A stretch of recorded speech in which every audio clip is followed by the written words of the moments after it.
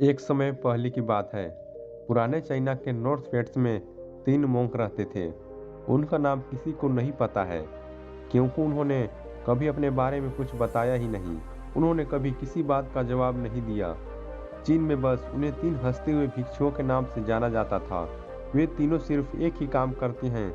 एक गांव में प्रवेश करते, बाजार के बीचों बीच खड़े होते और हंसना चालू कर देते। वे अपने पूरे अस्तित्व के साथ हंसते। अचानक लोगों का ध्यान उनकी तरफ खींचा चला आता और धीरे धीरे उनके चारों तरफ एक बड़ी भीड़ इकट्ठा हो जाती। वे इतनी एकाग्रता, तल्लीनता व संपूर्णता के साथ हंसते कि उनकी हंसी देखकर सारा गांव हंसने लग जाता।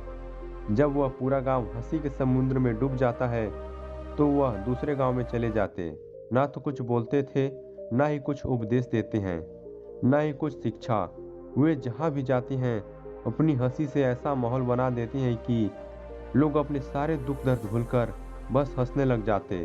धीरे धीरे चाइना के लोग उन्हें बहुत प्यार करने लगे और वो पूरे चाइना में फेमस हो गए, थ्री लोफिंग मोंग के नाम से। चाइना के लोग उन्हें बहुत प्यार करते हैं, उनका सम्मान करते हैं। इससे पहले और उनके बाद भी कभी किसी ने इस तरह से प्रचार नहीं किया कि जीवन केवल एक हंसी होना चाहिए और कुछ नहीं। वे विशेष रूप से किसी पर नहीं हंसते थे। ये बस हंसते थे जैसे कि उन्होंने ब्राह्मणीय मजाक को समझ लिया हो, जैसे उन्होंने ईश्वर की मजाक को समझ लिया हो। और उन्होंने एक शब्द का उपयोग किए बिना पूरे चाइना में इतना आनंद फैलाया जितना आज से पहले किसी ने ना फैलाया था। लोग उनका नाम पूछते हैं, लेकिन वे बस हंसते हैं। तो वे उनका नाम बन गया 3 हंसते हुए भिक्षु, थ्री लाफिंग।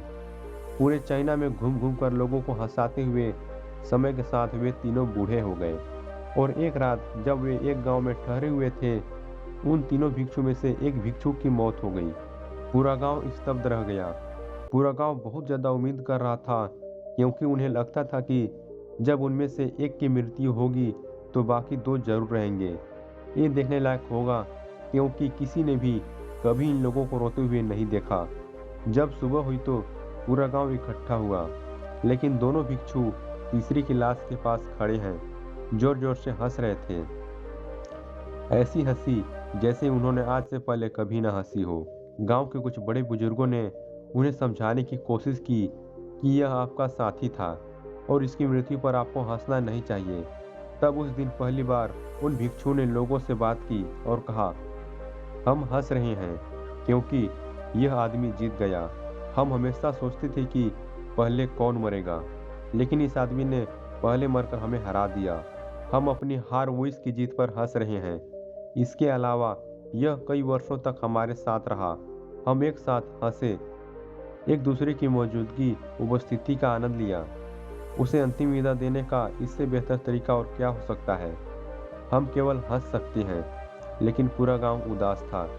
जब मृत भिक्षु के शरीर को अंतिम संस्कार के लिए चिता पर लेटाया गया तो सारे गांव वालों को एहसास हुआ कि शेष 2 भिक्षु केवल मजाक नहीं कर रहे थे।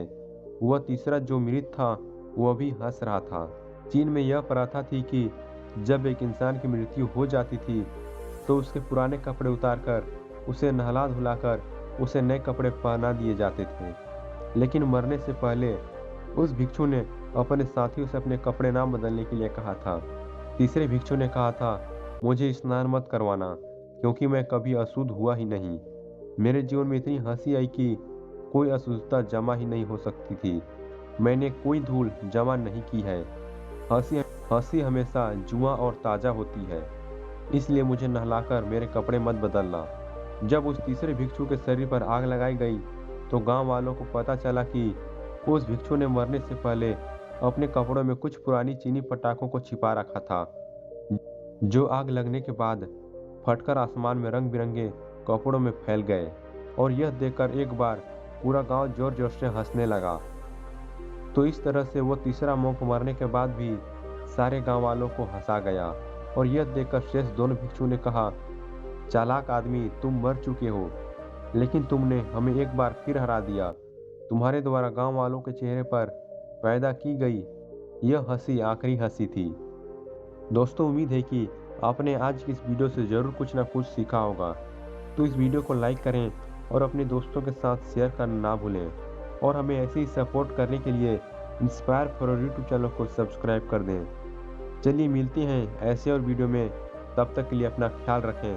Keep inspiring.